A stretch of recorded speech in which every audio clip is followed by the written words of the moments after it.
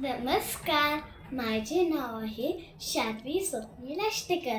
मी इयत्ता तिसरी हेमंत गटात शिकते. आपण सर्वांनी महाभारतातील महान गुरु द्रोणाचार्य आणि त्यांच्या शिष्यांची गोष्ट ऐकलेली आहे. पण आज मी तुम्हाला आजच्या युगातील द्रोणाचार्य आणि त्यांच्या शिष्यांची गोष्ट सांगणार आहे. ही गोष्ट आहे एका काश्मीरमधल्या मुलीची, जिचं नाव आहे शीतल देवी. तरी शीतलताई आपल्यापेक्षा फक्त 10 वर्षांनी मोठी आहे. म्हणजेच आपल्या कॉलेजमधल्या ताई दादांनी एवढीच की, पण ती थोडी वेगळी आहे. याच्यामध्ये काय असेल बरं वेगळे पण? तर तिला आपल्यासारखे हातच नाहीत, पण ती सगळे कामं तिच्या पायाने करते.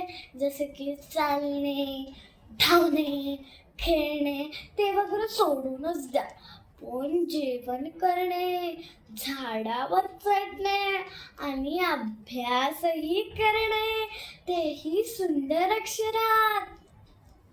एके दिवशी शीतलताई तिच्या मैत्रिणींसोबत खेळत असताना भारतीय सैन्याचे लक्ष तिच्याकडे गेले. शीतलताईचे दुःख पाहून त्यांनी ठरवले की शीतलताईला आपण मदतच करायची, म्हणून तिला एका शिबिराला बोलवले होते. शीतलताई पण गंमत म्हणून त्या शिबिराला गेली. तिथं तिच्या एवढी खूप मुलं आली होती आणि काही खेळ शिकवायचे प्रशिक्षकही आले होते. त्यात तिरंदाजीचे प्रशिक्षक श्री कुलदीप वेदवान सरही आले होते. त्यांनी शीतलताईला झाडावर सरसर चढताना पाहिले आणि तिला त्यांच्याजवळ बोलवले आणि म्हणाले, शीतल, उद्यापासून तू माझ्याकडे तिरंदाजी शिकायला येशील का? बिचारी शीतलताई, तिला तिरंदाजी म्हणजे काय हेच माहीत नव्हते. ती म्हणाली, सर, तिरंदाजी म्हणजे काय हेच मला माहीत नाही. सरांनी तिला आणि तिच्या आईबाबांना तिरंदाजीबद्दल सगळी माहिती दिली. हे ऐकून तर तिच्या आईबाबांना तो प्रश्नच पडला, अरे, हिला तर आपल्यासारखे हातच नाही, ही कशी करणार तिरंदाजी? सर म्हणाले, पायाने. हे ऐकून तर सगळे अवाकच झाले. दुसऱ्या दिवशी शीतलताई सरांकडे शिकायला गेली. तिला शिकवणे म्हणजे अजिबात सोपे नव्हते, म्हणून सरांनी तिच्या पायाचा चांगला आहार आणि योग्य व्यायाम करून तिच्या पायाची ताकद वाढवली, ज्यामुळे ती धनुष्य पकडू लागली. आता दुसरा मोठा प्रश्न, बाण कसा पकडणार? त्याच्यासाठी लागणारे महागडे उपकरण लागणार होते.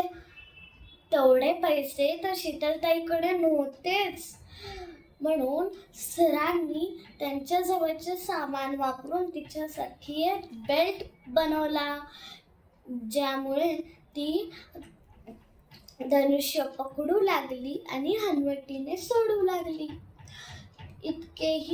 तेवढेही करून तिचा एकही बाण बरोबर लागत नव्हता.